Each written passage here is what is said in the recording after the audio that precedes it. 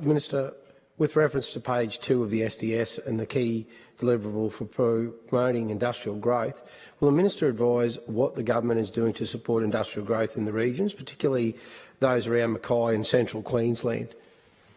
Thank the member for the question, and as the member knows, I am a huge advocate for regional communities and industrial growth. I live in one of the biggest industrial cities in Australia, in Gladstone.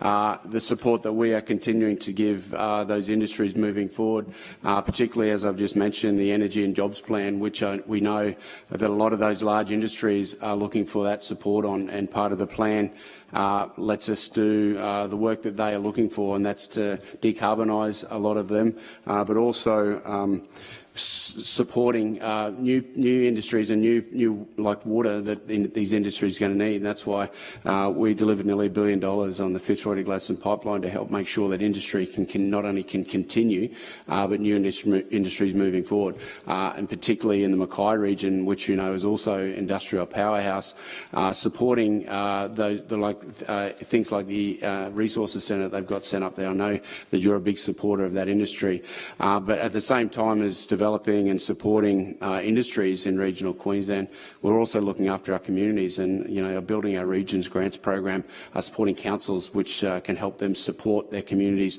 to attract industrial businesses to the region. So as far as my portfolios go, we will always support those regional communities, particularly with industrial support and particularly large manufacturing support for those areas.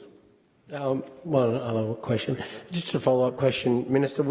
I talked earlier with the other minister just in the previous session about renewables projects and that being able to support and prop up councils like Livingston Shire Council, because they have like 1,200 people in Marlborough now, and you know, they've also had a lot of their property taken away with the federal stuff to do with the Army, Shoalwater Bay exercise area.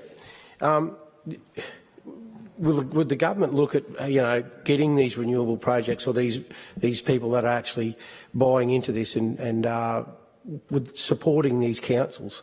Do you think that you could look at trying to work with them to bolster those councils, those smaller councils that are on the verge of being financially in bad situations?